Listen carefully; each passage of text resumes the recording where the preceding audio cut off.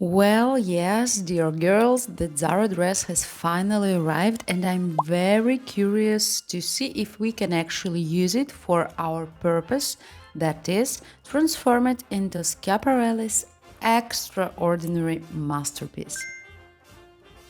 Now, let's open it together and see.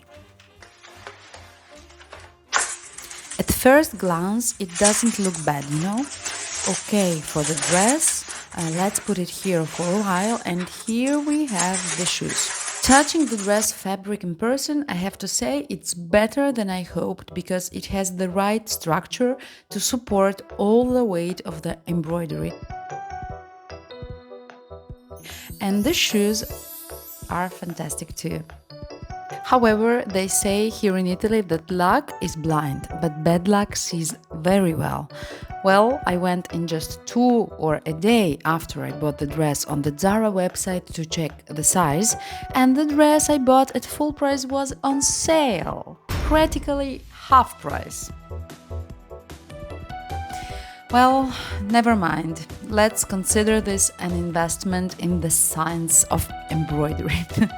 Sure, with the money saved, I could have bought more bugle beads, but now the real problem isn't money, but time. For those who didn't see the beginning of this adventure, I decided to transform this fast fashion piece into Schiaparelli-inspired couture piece. In episode 1, we defined the idea. Today, we have to survive the most critical phase, transform that abstract idea into a precise technical drawing to embroider without going crazy. So, girls, here it is. You can see that even though it's no longer a blazer but a dress, the shape of the collar is what we need.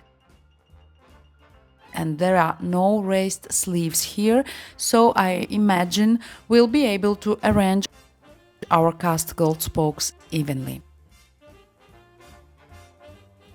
Now all I have to do is get to work developing the technical drawing to the right size for this dress and, above all, with the right number of spokes, because I'm not sure how full I'd like it to be. And once I've developed at least part of the technical drawing, we'll start making the first samples.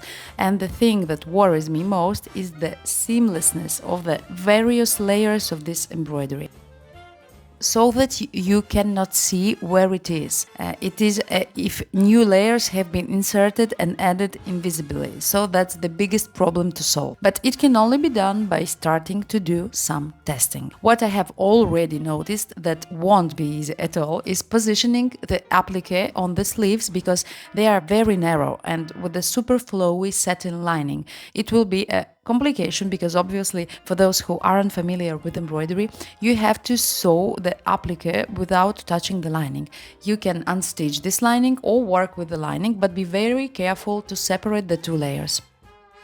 So here I will have a lot of work to do. Initially, I wanted to work on Photoshop with photos, but I scrapped the idea because I saw that I couldn't match the original Schiaparelli photo with the proportions of how the dress and the model are placed with the photo of this dress of Zara. So I decided I'll proceed directly on the mannequin and improvise, guiding myself with the images and a lot of improvisation to create these gold accents. I've started working, but here I've come up against another limitation, and that's my own. I'm an embroiderer, not a professional illustrator. I know how to transfer designs and create them from scratch, but to achieve the clean lines I have in my head, freehand on tissue paper on the mannequin would have taken me 2 weeks just for the drawing. I tried, I erased, I tried again, but I realized I was getting bogged down. My goal is to pick up a needle as soon as possible, not spend a month with a pencil in hand.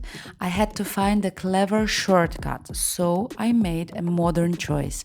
perhaps controversial for someone, but I asked for help from artificial intelligence. I used software to generate the clean lines of the drawing, starting from my idea. Some might say it's cheating. I say it's efficiency. It gave me in 5 minutes what I could have done in weeks.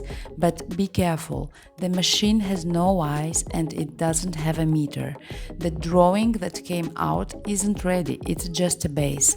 Now it's my turn. I have to print everything, fit the pieces together like a giant puzzle, and above all, figure out the scale. I had to reprint 3 times before I found the right size that fit the shoulders of the dress. It's here that the human element is still needed. The machine draws the lines. I add logic and measurements. That's the difference. AI gave me the skeleton, but I'm dressing it, correcting the curves that don't fit, finishing the lines that it obviously couldn't work out to finish the embroidery design. So we have the dress, even though I paid too much for it. We have the technical drawing almost ready, just a few final touches, but something is missing.